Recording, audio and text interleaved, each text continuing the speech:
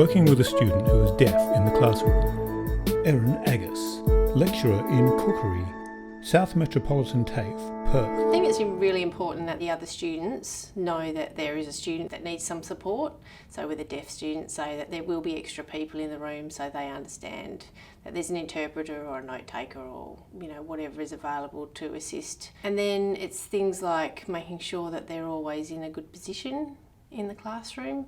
So they've got line of sight. So for me particularly with cooking, there's a lot of demonstrating and they're watching and following what I'm doing.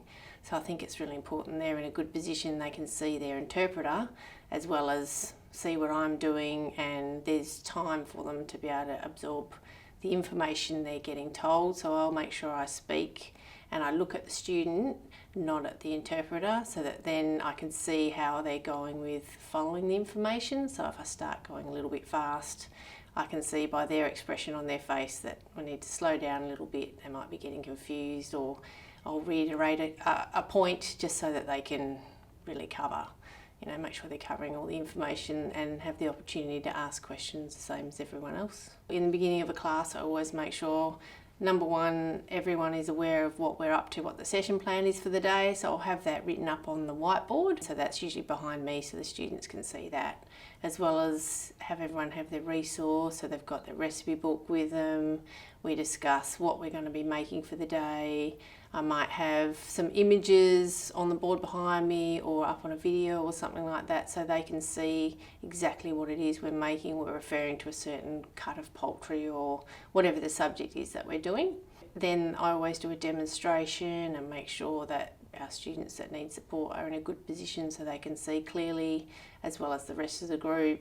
Make sure the interpreter's in a good position where they're comfortable as well, that they're not feeling like they're in the way. And they usually come up and say, okay, this is where I stand or where I put my chair for, these other lecturers. Is it okay with you if I do it here? So we've got that open from the very beginning, and we can always go, I'd rather you sat over there a little bit more. Or they usually say, I'm sitting here because he can see me better or she can see me better or whatever works like that. Also, I find that it's really important that we need to speak clearly as well as slow things down a little, so it takes longer for the signer to get the information across as it does to speak the words.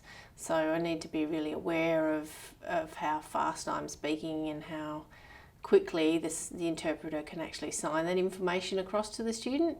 So I really try and help that with the positioning of having them in my peripheral vision so that I can see both the signer and the student and make sure that I am not going too fast so that they can actually absorb the information and it's not just sort of ends up being a whole blurb of information that they don't really understand. I think it's really important to make sure that we do know that it does take longer, so really slow it down and make sure that you are getting that understanding. My name is Hemi Weapo.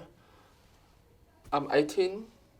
I was born deaf, which my first language is Auslan. Then second language is English. I started to speak correctly when I was 11. I had lots of pathways of who I want to be, who I would love to do. When I was 15, I wanted to become a chef. And then 2017, I got my first job in the pharmacy on apprenticeship certificate 3. But right now I'm studying commercial certificate 3. Now I'm second year apprentice. It's when I first TAFE, because they don't know me, but when they make a mistake, I tell them how I'm a deaf person. But if they get to know me or interpreter, I just let them know you don't have to talk to interpreter. Just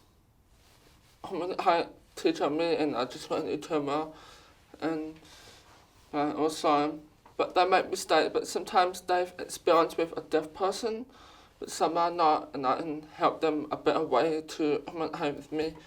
And the teacher expressions or gestures or show instead of talking. So it's show what to do. Interpreter and a notator is a big support for me. And I think it's enough and it's perfect, but it's heaps of support, and I'm actually glad and appreciate to have support. This video was produced for the Disability Awareness Supporting Students in Vet Resource. For more information, visit www.disabilityawareness.com.au.